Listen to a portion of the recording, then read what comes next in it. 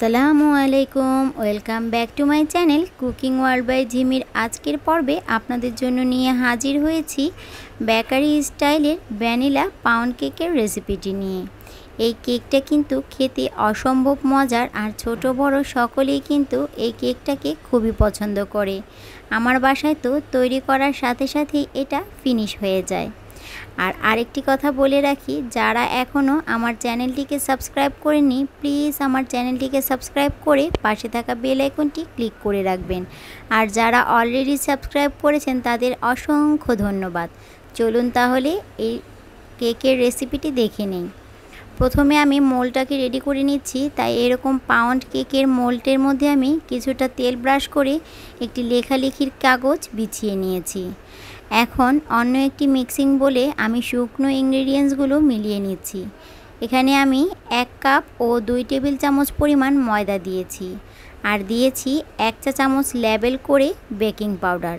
Pound কেকে কিন্তু baking পাউডারটা একটু বেশিই লাগে। আর দিয়ে দিচ্ছি স্বাদ মতো সামান্য লবণ। এখন এই সবগুলো শুকনো উপকরণ আমি চেলে নিচ্ছি, এতে করে কেকটা অনেকটাই ভালো হয়।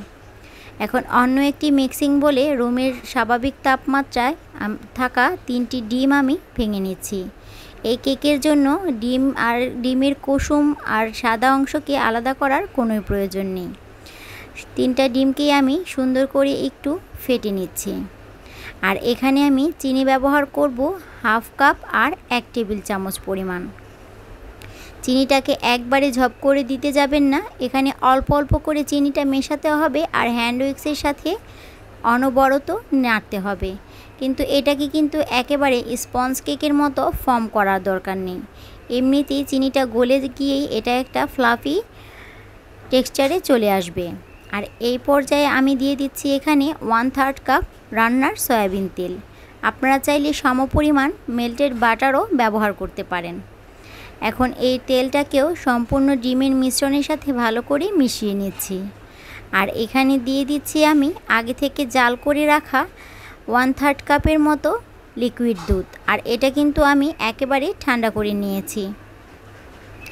যেই পরিমাণের তেল সেই সমপরিমাণেই কিন্তু আমি এখানে দুধ ব্যবহার করেছি। আর দিয়ে দিচ্ছি 1 চা চামচ ভ্যানিলা এসেন্স। আপনারা চাইলে এই পর্যায়ে ভ্যানিলা পাউডারও ব্যবহার করতে পারেন। এখন সম্পূর্ণ মিশ্রণটা মেশানো হয়ে গেলে অল্প অল্প করে শুকনো ইনগ্রেডিয়েন্টসগুলো যে মিশিয়ে রেখেছি তা অল্প অল্প করে দিয়ে দিব এবং স্প্যাচুলার মাধ্যমে খুব সুন্দর করে মিশিয়ে নিব। আর এটা অল্প অল্প করেই দিবেন, অন্যথায় একসাথে দিলে কিন্তু ময়দাটা অনেক ক্ষেত্রেই দলা পাকিয়ে যায়। তাই অল্প অল্প করে আমি 3 বারে এই ময়দার মিশ্রণটাকে ডিমের মিশ্রণের সাথে মিশিয়ে নিয়েছি। আর দেখতেই পাচ্ছেন আমার ডোটা কিন্তু একেবারে ব্যাটারটা স্মুথ হয়ে গিয়েছে। একটু সময় নিয়ে এরকম স্মুথ একটা ব্যাটার কিন্তু তৈরি করতে হবে। কোনো রকমের লাম্পস বা গুটি পাকানো থাকবে এটা কিন্তু হবে না। এখন এই সম্পূর্ণ মিশ্রণটাকে আমি আগে থেকে তৈরি করে রাখা মোল্ডের মধ্যে দিয়ে দিচ্ছি। দিয়ে সামান্য একটু ট্যাপ করে নিচ্ছি, যাতে করে ভিতরে যেই এয়ার বাবলসগুলো আছে সেগুলো নষ্ট হয়ে যেতে পারে। আর আগে থেকে আমি একটি হাঁড়িতে 1 ইঞ্চি পুরুতো রেখে বালু দিয়ে আর 2টা স্ট্যান্ড দিয়ে 10 মিনিটের জন্য এটাকে হাই হিটে গরম করে নিয়েছি। এখন চুলার আঁচটা একেবারে মিডিয়াম থেকে আরও লোয়ের মধ্যে রেখে এর মধ্যে আমি এই কেকটাকে দিয়ে দিচ্ছি। কেকের মোলটা দেওয়া হলে আমি একটি সিলভারের ঢাকনা দিয়ে এটাকে ঢেকে দিচ্ছি। আর দেখুন আমার চুলার আঁচটা কিন্তু একেবারে লোয়ে আছে।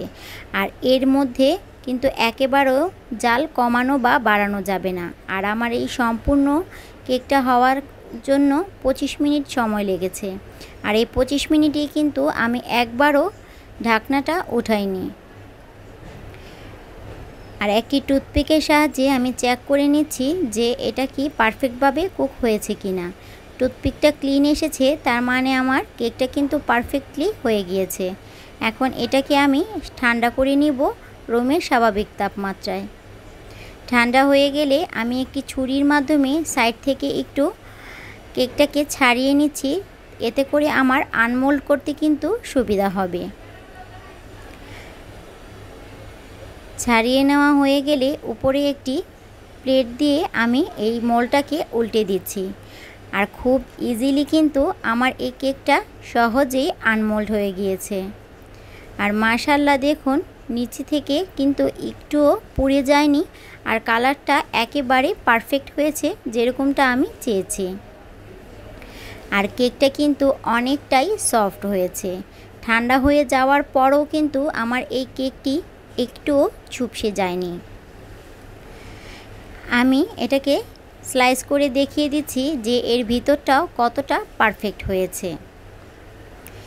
দেখতেই পারলেন কত সহজে এবং কত দ্রুত কিন্তু এই কেকটি চুলায় আপনারা বেক করে নিতে পারেন। আর এটা কিন্তু খেতে অসম্ভব মজা হয়েছে, আর একেবারে সফটও হয়েছে।